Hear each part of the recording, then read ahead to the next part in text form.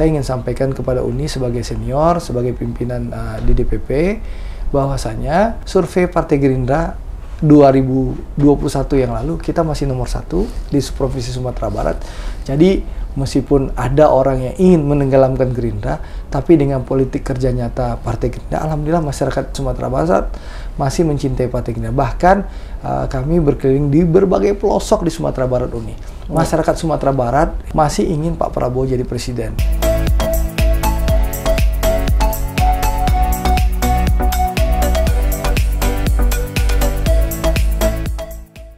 Assalamualaikum warahmatullahi wabarakatuh. Jumpa lagi dengan saya Edrena Nurdin dalam channel Edrena Views. Kali ini kita bertemu dengan orang yang sangat spesial. Beliau adalah anggota DPR RI dari Partai Gerindra yang sangat fenomenal, dan beliau adalah Ketua DPD Partai Gerindra dari Sumatera Barat. Beliau adalah Bapak Haji Andre Rosiade SE. Andre ini sangat terkenal, fenomenal di Sumatera Barat karena masih muda, pemberani, dan juga berbuat. Itu 3 kombinasi yang luar biasa. Sebetulnya sejak kapan sih terinspirasi menjadi politisi, atau memang dari dulu cita-citanya udah jadi politisi nih? Passion ini. Jadi memang dulu waktu mahasiswa aktif di dunia mahasiswa, jadi aktivis dan jadi presiden mahasiswa Trisakti, suka berdemonstrasi ke DPR ini, ke istana, dan memang punya passion ingin jadi politisi, ingin berbuat bagi bangsa dan negara melalui jalur politik ya.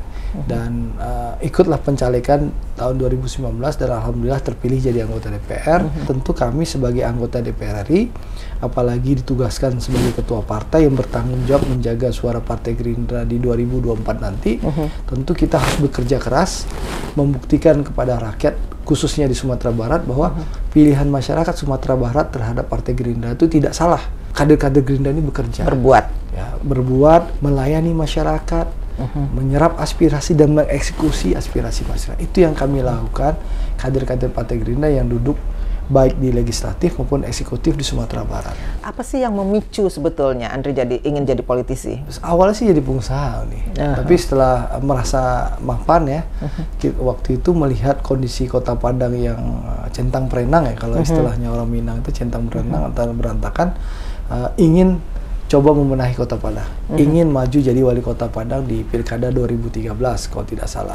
Mulailah sosialisasi di awal 2012, 1,5 tahun sosialisasi. Alhamdulillah surveinya, mohon maaf ya nih ya, survei Andre Rosiade itu di atas Mahyaldi Ansarullah waktu itu, menang tipis, sehingga mayoritas partai politik itu meminang Andre untuk maju jadi wali kota. Tapi memang waktu itu masih muda, masih anak kemarin sore ya, jadi pas urusan partai politik, mohon maaf tanda kutip ditipu lah waktu itu. Hampir seluruh partai politik besar meminang Andre, tapi Andre waktu itu percaya dengan janji salah satu partai politik, sehingga menolak partai-partai yang lain, sehingga ya itulah.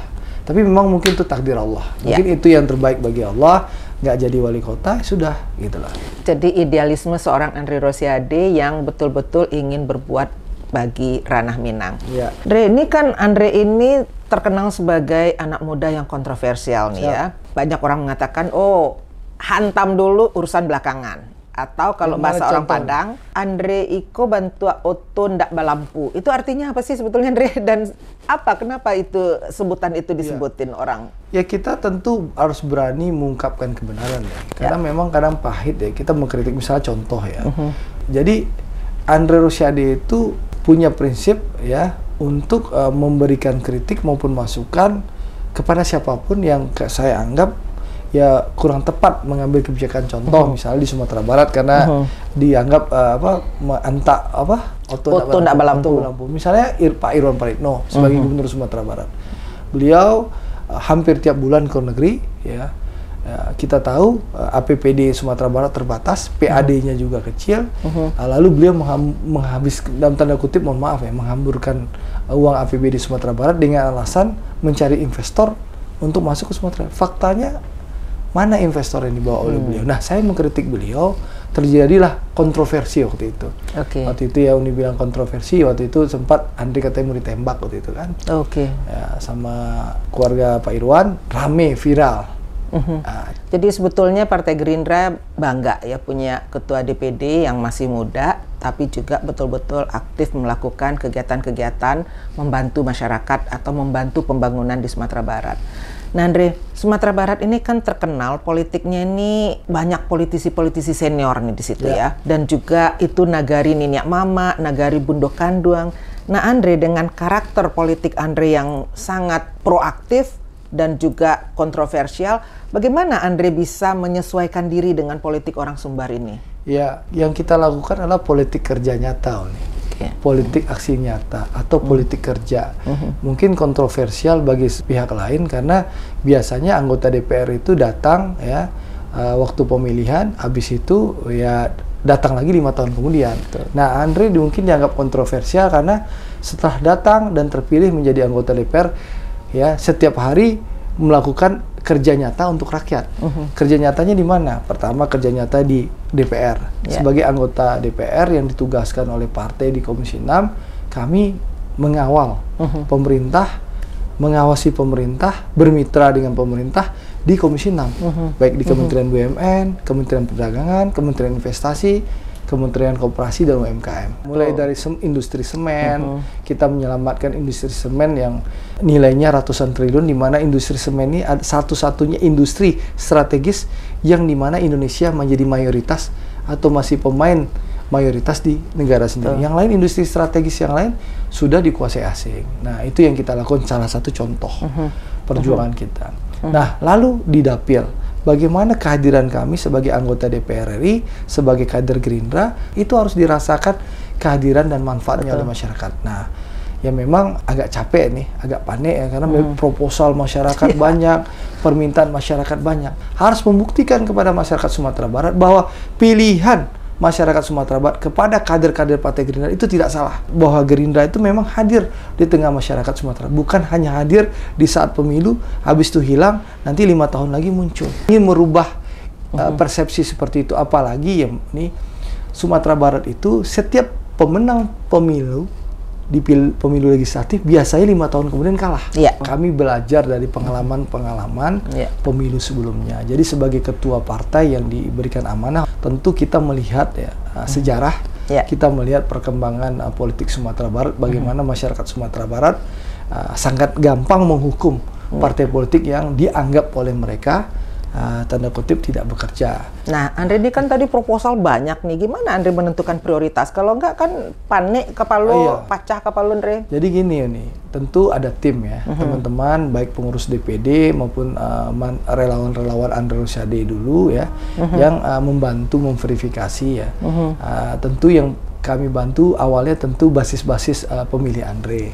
Yang kedua tentu kita mulai mengembangkan setelah basis-basis pemilih itu, tentu kita mencoba untuk berbagai kelompok masyarakat, berbagai tempat, meskipun bukan basis kami, tentu kita akan bantu. Nah, tentu kita akan upayakan semaksimal mungkin. Butuh proses kadang 3 bulan, 6 bulan baru kita bisa realisasikan ini. Tapi intinya apa? Setiap hari harus ada bantuan.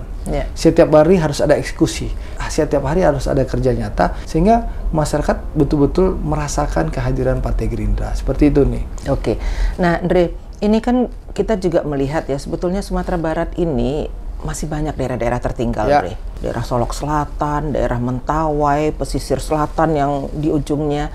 Ini kan sebetulnya anggota DPR RI ini kan ambasador dari masyarakat Sumatera Barat, duta dari masyarakat Sumatera Barat. Dan kita banyak sekali melihat itu ya, gambar-gambar anak-anak sekolah pergi sekolah harus naik menyubarangi jembatan yang sipi. Ini gimana menurut Andre nih? Bagaimana kita membantu agar pembangunan ini betul-betul merata di Sumatera Barat? Jadi gitu ini. 14 DPR RI, 4 DPD RI, total 18 orang ini adalah duta besar Provinsi Sumatera Barat di pemerintah pusat di Senayan ini. Tentu memang dibutuhkan kepiawaian ya dari 18 anggota DPR RI dan DPD ini untuk menggiring dan membawa kue pembangunan di pusat ini untuk ke Sumatera Barat sesuai dengan kebutuhan kita, kolaborasi dan kerjasama. Makanya itu yang kami lakukan peran ini sebagai anggota DPR RI dari Partai Gerindra. Kami siap berkolaborasi dengan seluruh kepala daerah yang ada di Sumatera Barat, baik gubernur maupun wali kota serta bupati, meskipun kami berbeda partai. Karena memang itulah contoh yang diberikan oleh Pak Prabowo demi persatuan Indonesia. Agar NKRI tidak pecah, Pak Prabowo bergabung bersama Pak Jokowi di pemerintahan Pak Jokowi. Dan itu yang kami lakukan sekarang di Sumatera Barat. Kemarin kita bekerja sama, berkolaborasi dengan banyak bupati dan wali kota.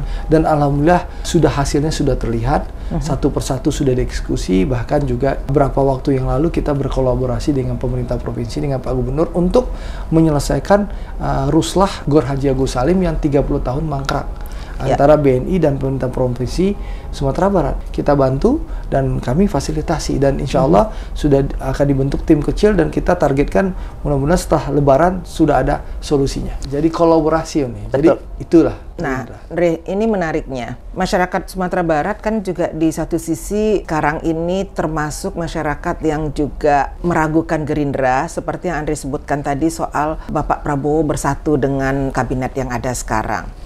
Padahal seperti yang disampaikan oleh Andre tadi, bahwa itu tujuannya adalah agar menghindari terjadinya polarisasi, perpecahan di masyarakat. Dan juga kalau untuk pembangunan kan nggak ada salahnya kalau kita bersatu gitu ya. Kan orang juga mengatakan bahwa yang penting itu bagaimana kita sama-sama membangun negeri. Nah itu juga yang Andre terapkan untuk Sumatera Barat gitu Andre ya. Ini kan bagaimana menjawabnya. Betul. Jadi memang ada kelompok yang kecewa Pak Prabowo bergabung dalam pemerintahan Pak Jokowi.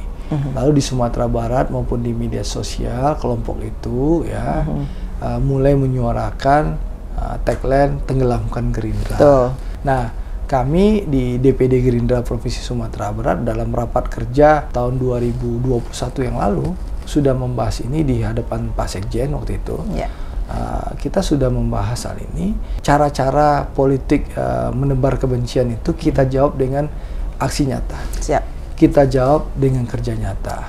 Itu yang kami putuskan dalam Rakorda DPD Gerindra dan seluruh DPC yang dihadiri oleh Pak Sekjen tahun yang lalu. Kita menjawabnya dengan aksi nyata dan kerja nyata. Dan alhamdulillah Uni, saya ingin sampaikan kepada Uni sebagai senior, sebagai pimpinan di DPP, bahwasanya survei Partai Gerindra 2021 yang lalu kita masih nomor 1 di Provinsi Sumatera Barat.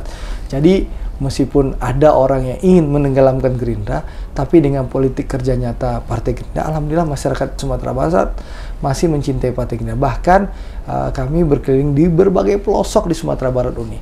Masyarakat Sumatera Barat masih ingin Pak Prabowo jadi presiden. Kalau nggak percaya nonton video Instagramnya Andre, Twitternya Andre, Facebooknya Andre, ada rekamannya semua.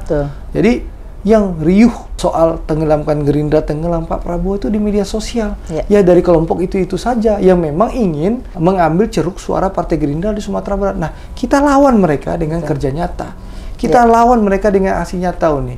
Sehingga insya Allah masyarakat tetap akan bersama Partai Gerindra. Itu cara kami di DPD Gerindra Sumatera Barat dengan DPC-DPC menjawab isu tenggelamkan Gerindra. Jadi tidak salah Andre Rosiade menjadi Ketua DPD Partai Gerindra Sumatera Barat.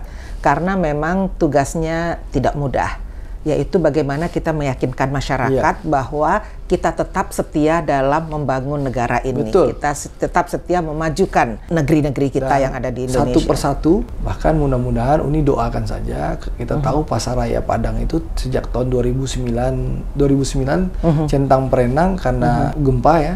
Mudah-mudahan tahun 2022 ini akan dilelang pembangunan fase 7-nya nih.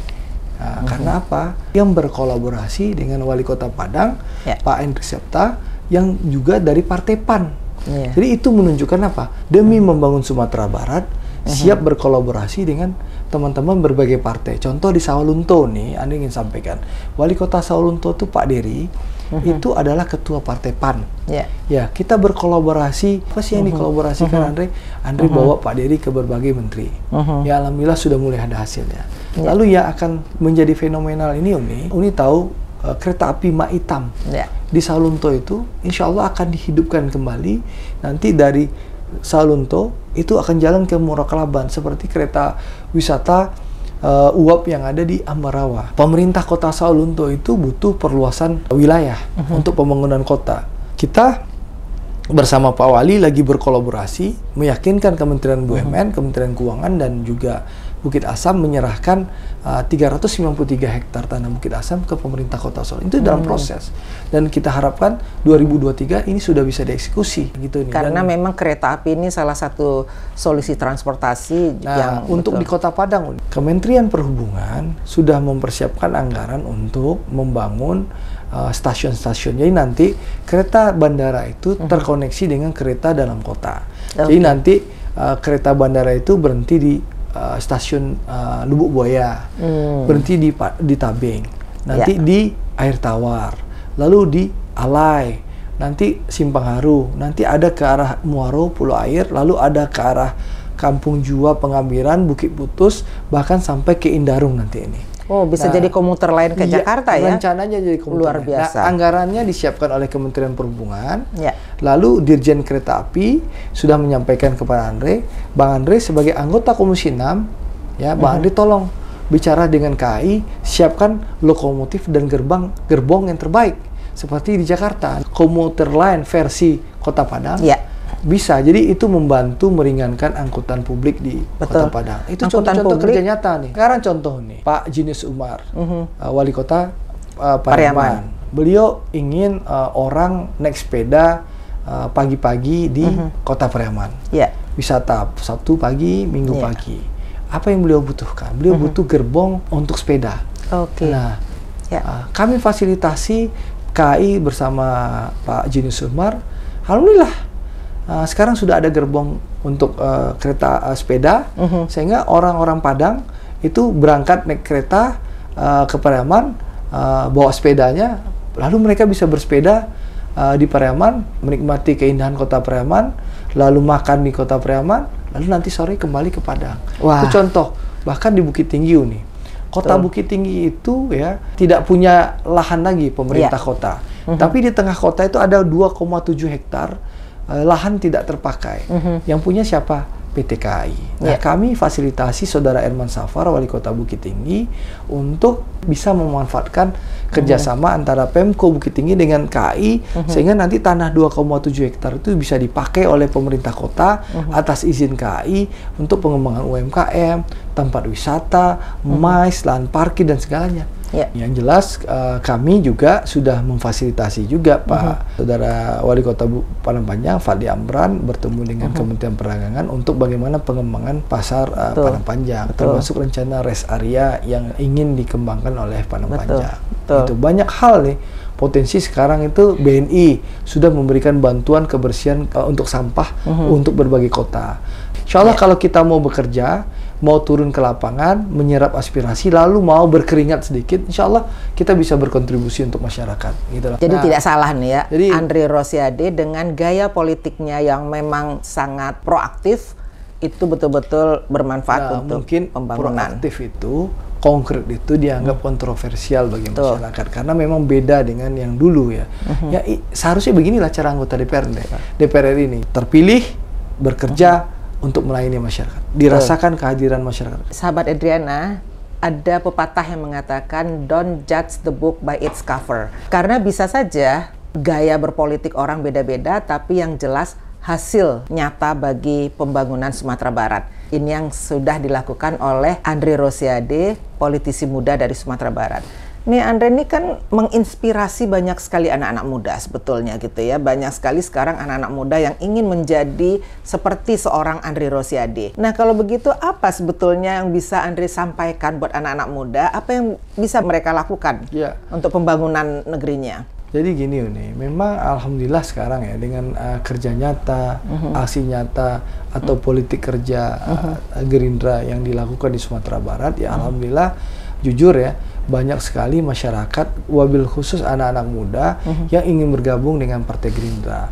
Jadi pengurus-pengurus Gerindra baik di tingkat DPC, DPD, bahkan PAC itu banyak anak-anak muda yang ingin bergabung dan sudah bergabung dengan Partai Gerindra. Tentu ini menjadikan darah baru ya, semangat baru bagi teman-teman ya, Dan kita terus terang Uni memberikan kesempatan kepada teman-teman anak-anak muda, generasi muda Minang Sumatera Barat untuk memang kalau ingin tampil menjadi anggota DPR RI, DPRD provinsi maupun DPRD kota kabupaten, tentu kami di Gerindra Sumatera Barat memberikan kesempatan, memberikan support, memberikan ruang dan memberikan peluang untuk teman-teman maju. Karena ini partai butuh regenerasi, butuh kaderisasi, dan anak-anak muda adalah kader-kader kita yang perlu kita dorong. Dan alhamdulillah. Nah, Andre, ini kan dengan banyak sekali yang sudah Andre perbuat buat Sumatera Barat, ini banyak juga orang mengatakan, oh Andre ini juga akan masuk ke eksekutif. Oh, Andre mau jadi gubernur. Andre mau jadi gubernur. Betulnya ini kan antara harapan juga bagi masyarakat Sumatera Barat, karena seperti yang Andre katakan tadi kan, begitu banyak gubernur yang selama ini toh juga persoalannya jadi, juga banyak. Mengutip kata Presiden Jokowi, waktu masih jadi gubernur DKI ya, ditanyakan apakah Pak Jokowi akan jadi presiden, dia bilang orang mikir.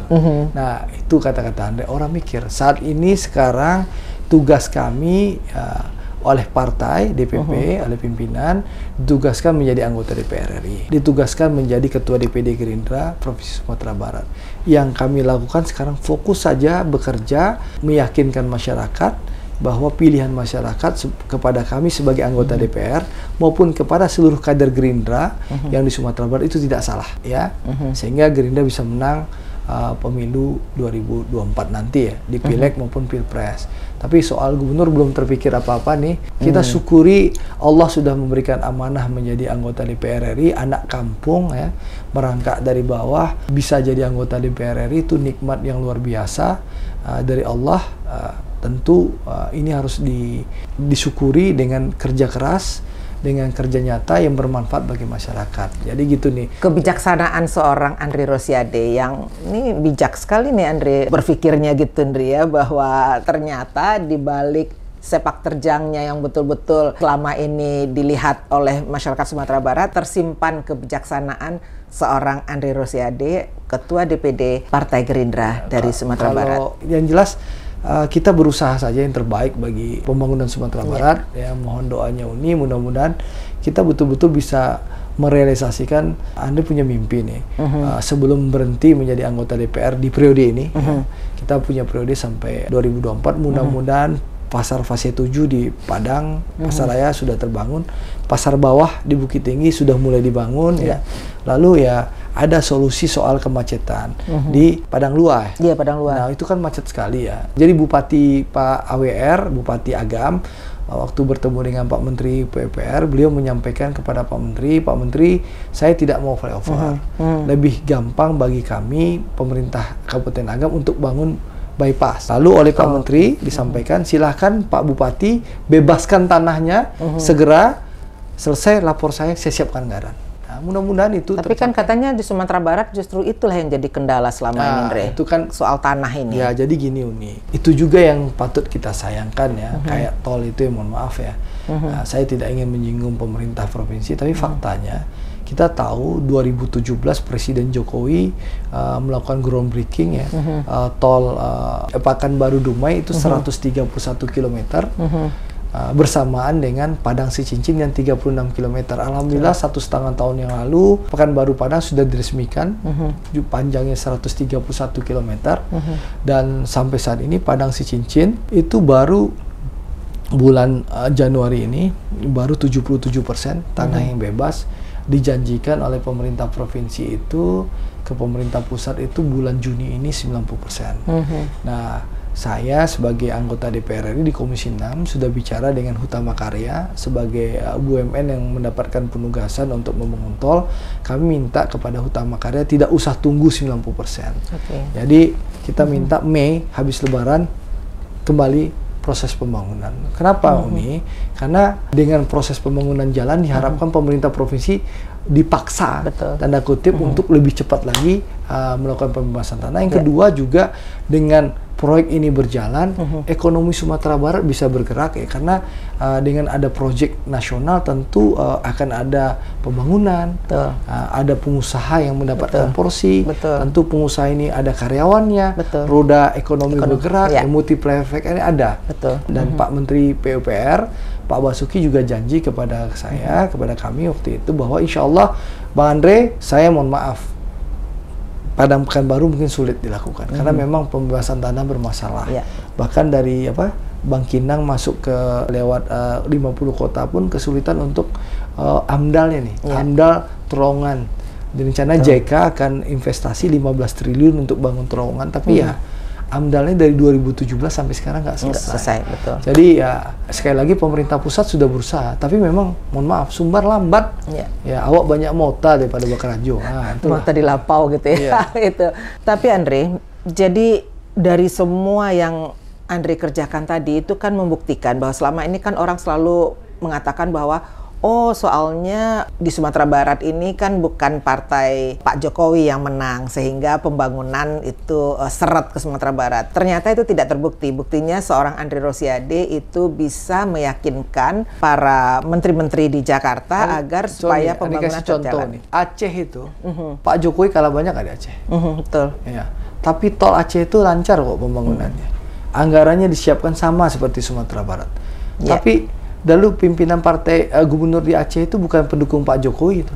Betul. Tapi karena memang pemerintahnya bekerja, masyarakat yang mendukung, pembangunan lancar. Sumbar, mohon maaf ini. Ya pemerintahnya lamban. Mohon maaf ya kalau tersinggung ya, tapi itu faktanya. Tol Pekanbaru Dumai 131 km selesai, yang Padang Sicincin 36 km tidak selesai. Salahnya siapa? Bukan pemerintah pusat, pemerintah provinsi salahnya. Mari kita objektif. Saat kita meyakinkan pemerintah pusat, asal kita betul-betul mau kerja. Misalnya contoh ya, pemerintah pusat, saya yakinkan. Oke, misalnya Pak Bupati Agam minta ini. Oke, kata Pak Menteri Basuki, Bapak mau minta jalan bypass, saya siapkan uangnya. Tapi Bapak bereskan tanahnya, datang ke saya eksekusi.